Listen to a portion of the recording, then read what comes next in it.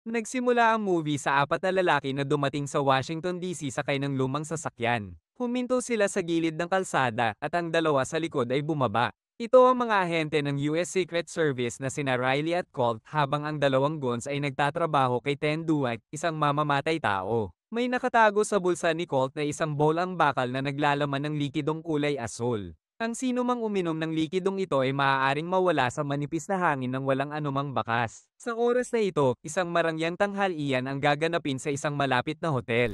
Ang mga diplomat mula sa ilang bansa sa mundo ay nagtipon doon sa imbitasyon ng gobyerno ng US. Pumunta rin ang ambasador ng Argentina na sinundan ng ambasador ng Palawan Archipelago. Pero mabilis na naging malinaw na ang mga diplomat mula sa malalaking bansa ay pinapanatiling nakahiwalay mula sa maliliit na bansa. Si Sam Cooper, isang opisyal ng departamento ng US ay inatasan na bantayan ang mga bisita mula sa maliliit na bansa.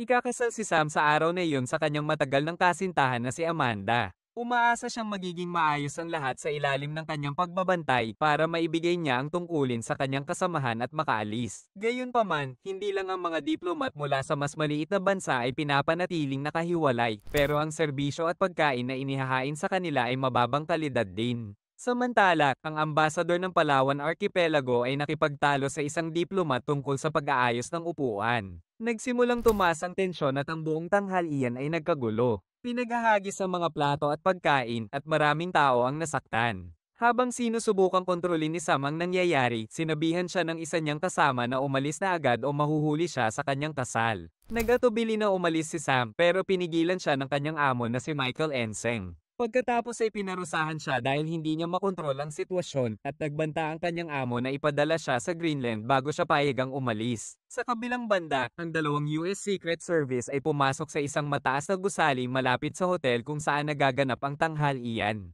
Ang gusali ay ang sikretong base ni Ten Duwag na gumamit ang asul na likido. Habang naghihintay sila ng elevator, biglang binugbog ni Riley si Colt. Pagkatapos ay kinuha niya ang bolang bakal sa bulsa nito at nagmadaling lumabas ng gusali. Pero hindi nagtagal ay nagkamalay na si Colt at hinabol ang kanyang partner na kaaway na niya ngayon. Kasunod nito, isang matinding habulan ang naganap. Napansin ng dalawang guns na naghihintay sa sasakyan ang kaguluhan at agad nilang napagtanto na pinagtaksilan sila ni Riley. Kaya naman hinabol din nila ito pero nagawa ng secret agent na iwasan ang lahat ng humahabol sa kanya. Pagkatapos ay sumakay siya sa pulang sasakyan habang si Colt at ang dalawang guns ay sinundan siya gamit ang lumang sasakyan. Sa ibang lugar, hinatid si Sam ng kanyang kaibigan sa venue ng kasalan dahil huli na siya sa seremonya. Pero nang malapit na sila, binangga sila ng lumang sasakyan na minamaneho ng humahabol kay Riley at naiwan si Sam na tulala sa tabi ng kalsada. Mabuti na lang, isa sa mga opisyal na nagtatrabaho para sa embahada ng Russia ang dumating at napansin ang banggaan.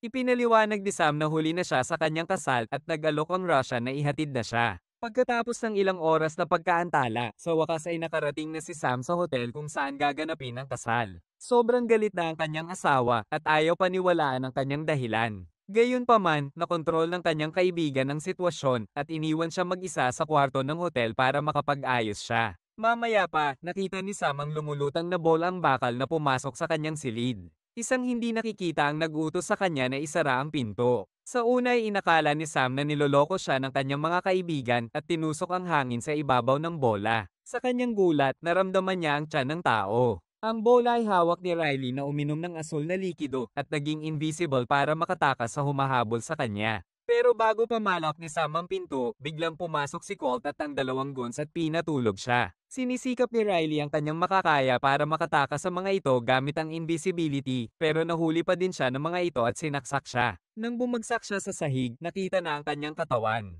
Pero lumalabas na nagpapanggap lang siyang patay. Pagkatapos ay dahan-dahan niyang pinagulong ang bola sa ilalim ng sofa. Nang hindi ito nakita ng masasamang tao, mabilis na silang umalis sa pinangyarihan. Di nagtagal, ang sugatang si Riley ay ibinigay kay Sam ang bola. Humiling ito sa kanya na dalhin ito sa taong nagngangalang Ron Clemen. Tapos ay hiniling niya kay Sam na tanggalin ang kutsilyo sa kanyang likod pero hindi nagtagal ay namatay na siya. Sa kasamaang palad para kay Sam, ang pulis at ang kanyang mga kaibigan at kanyang asawa ay pumasok sa kwarto sa sandaling iyon. Napansin ng mga ito na hawak niya ang kutsilyo sa tabi mismo ng isang hubad at patay na katawan at inakalang siya ang pumatay dito. Agad siyang hinabol ng mga pulis pero kalaunan ay nagawa niyang makatakas. Sumunod na gabi, bumalik si Colt at ang dalawang goon sa lihim na taguan kung nasaan si Duwak na nagbabasa ng dyaryo. Ibinunyag na ang kontrabida ay umiinom ng ilang likido para maging invisible at manatiling nakatago. Nagsusuot siya ng trenchcoat at sombrero para lang makita siya ng kanyang mga tauhan. Dahil ubos na ngayon ang kanyang supply, gusto niyang maibalik ang bowl ang bakal at malaking halaga ng likido sa loob nito. Samantala, ang balita sa dyaryo ay pinapakita ang isang State Department na si Sam Cooper ay pinaghahanap dahil sa pagpatay sa Secret Service na si Riley. Maliwanag na ngayon na si Colt ay taksil sa gobyerno ng US at nagtatrabaho para sa kriminal na si Duwak. Pagkatapos ay inilarawan ng tatlo kung paano nakatakas si Riley dala ang bola at hindi nila ito mahanap kahit saan. Pero hindi kinonsinti ni Duwak ang kanilang kawalan ng kakayahan, kaya inutusan niya ang mga ito na hanapin si Sam sa anumang paraan. Pagkatapos ay hinawakan niya si Colt at itinulak sa gusali bilang parusa. Sumunod na araw, nakipag-ugnayan si Sam sa kapatid ni Amanda na si Ellie at humingi ng tulong. Ibinunyag nito na ang kanyang kapatid ay nabalisa at hindi na nakikipag-usap sa sinuman pagkatapos ng nangyari sa kanilang kasal. Ang pagod na si Sam ay ipinaliwanag ang lahat pero tumangging maniwala si Ellie sa kanyang kakaibang kwento. Kaya, inilabas niya ang bola ang bakal na inabot sa kanya ni Riley bago ito mamatay. Binuksan ng dalawa ang bola at nagulat sila nang makita ang asul na likido. Hindi makapaghintay na may malaman pa, naglagay si Sam ng ilang patak ng likido sa lamesa at tinikman ito. Dahil dito, dahan-daang naging asul ang kanyang katawan at naglaho na itinagulat ni Ellie. Sa sandaling ito, natunto ng mga goons ang potensyal na kinaroroonan ni Sam at nakarating sa bahay ni Ellie. Nakita nila itong nakikipag-usap sa damit na nakalutang sa hangin. Dahil dito, napagtanto nila na si Sam talaga ang nagnakaw ng bowl ang bakal. Sinimulan nilang barilin ito pero ginamit ni Sam ang mabilis niyang pag-iisip at hinubad ang kanyang damit maliban sa kanyang panloob na naging halos hindi makita. Pagkatapos ay pumasok sila ni Ellie sa sasakyan at tumakas. Sumunod, pumunta sila sa pambabae na paaralan kung saan nagtatrabaho si Ellie bilang isang guro. Pagkatapos ay iniwan niya si Sam sa kanyang opisina at bumili ng kanyang damit. Ginamit ni Sam ang pagkakataon na ito para makapamboso sa banyo pero hindi nagtagal ay pinagsabihan siya ni Ellie. Makalipas ang ilang oras ay nawala na ang epekto ng likido at muli nang nakita si Sam. Isinuot na niya ang damit na binili ni Ellie at silang dalawa ay lumabas na. Sa kasamaang palad, ang opisyal ng Russia na si Boris ay nagtago sa likod ng sasakyan. Sa sandaling makapasok ang dalawa, tinutukan sila nito ng baril at hiniling ang bola ang bakal. Palihim na hinagis ni Sam ang bola kay Ellie at nagsinungaling na wala ito sa kanya. Nakapagtataka na ang walang muwang na si Boris ay naniwala sa kanya at hindi na siya inimbestigahan. Lumalabas na ang Russian at US government ay may formula para gawin ang asul na likido. Pero nagsanib puwersa sila para sirain ang invisible na gamot na ito dahil maaaring maging sakuna ang paggamit nito para sa dalawang bansa. Di nagtagal, pumunta sina Sam at Boris sa US State Department para sa isang pulong kasama si Michael Enseng. Ibinunyag na ang dalawang bansa ay lumagda sa isang lihim na kasunduan para sirain ang lahat ng asul na likido. Pero naging komplikado ang mga bagay nang sabihin ni Boris na nakainom na si Sam ng asul na likido. Maaari na ngayong dukutin si Sam ng sinuman at pag-aralan ng kanyang sample ng dugo para makagawa ulit ng likido.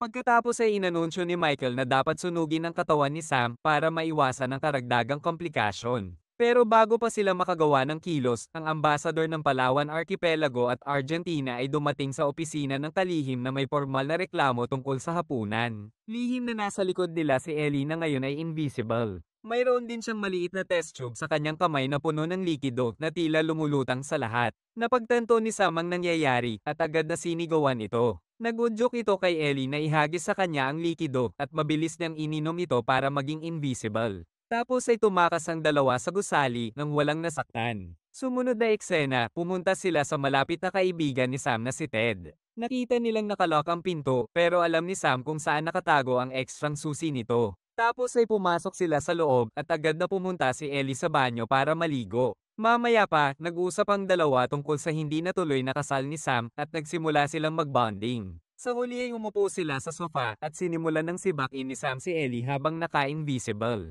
Wala silang kamalay-malay na pinagmamasdan sila ng grupo ng matatandang lalaki sa tabing gusali. Kinaumagahan, narinig ni Sam ang tunog ng ilang sasakyan na dumating sa harap ng apartment. Napagtanto niya na pinagtaksilan siya ng kanyang kaibigan at nagbigay ng impormasyon sa US pati na rin sa ahensya ng Russia. Gayunpaman, silang dalawa ay nagmadaling lumabas ng apartment dala ang bolang bakal at lumabas sa basement gamit ang hagdan. Sa labas, nakasalubong nila ang grupo ng matatandang lalaki na kagabi pa sila sinusubaybayan. Halatang nahumaling ang mga ito kay Ellie at ginamit nila ang pagkakataong iyon para hiramin ang kanilang sasakyan. Kinalaunan, nag-compile si Sam ng listahan ng lahat ng tao na pinangalan ng Ron Clement at inisa-isa ang mga ito. Humiling kasi sa kanya si Agent Riley bago mamatay na dalhin ng bolang bakal sa nagngangalang Ron Clement. Kaya, pinuntahan nila ni Ellie ang mga tinitirahan ng posibleng Ron Clement na tinutukoy ni Riley. Nang makarating sila sa pantalan ng syudad, nakita na nila ang Ron Clement na hinahanap nila. Pero pagpasok nila ng bahay, nagulat sila nang makita nila si Ted. Tapos ay nabunyag na si Ted ay isang secret agent ng FBI na sinusubaybayan ang kaso tungkol sa asol na likido. Nang gabing mamatay si Riley, talagang sinusubukan itong pumunta kay Ted at hindi kay Sam. Habang nag-uusap ang tatlo, tumunog ang telepono ni Ron Clement. Nang sagutin nito, gustong kausapin si Sam ni Dwight. Nabunyag na dinukot nito si Amanda at nagbanta na papatayin ito kapag hindi pumunta si Sam sa gusali ng Kapitolyo nang hindi dala ang bolang bakal. Nang wala ng pagpipilian, itinulak ni Sam si Ted at tumakbo palayo kasama si Ellie. Sumunod na eksena, nakarating na ang dalawa sa Kapitolyo at mabilis silang na-hostage ng goons ni Duak. Sa loob, sa wakas ay nakilala na nila ang invisible na kontrabida na nagpahayag na matagal na niyang pinatay si Ron Clement. Ginagamit lang niya si Sam at ang Secret Service para maihatid ang bolang bakal sa bahay ni Ron Clement kung saan niya ito kukunin ng walang nakakaalam. Makalipas ang ilang segundo, nagsimulang humina ang epekto ng likido at unti-unting nakita na si Duak. Sa nakakagulat na twist, nabunyag na ang mamamatay tao na kontrabida ay walang iba kundi si Amanda. Gumagamit siya ng instrumento para palalimin ang kanyang boses na parang lalaki. Hindi kailanman minahal ni Amanda si Sam at ginagamit niya lang ito para sa kanyang plano. Sa sandaling iyon, dumating sina Boris at Ted sa Kapitolyo at sunod-sunod na pinatumba ang mga goons. Nag-alala dito si Amanda kaya inagaw niya ang bolang bakal kay Sam at ininom ang asol na likido. Ngayon ay invisible na ito ulit tapos ay naghubad at tumakbo palayo na tumatawa.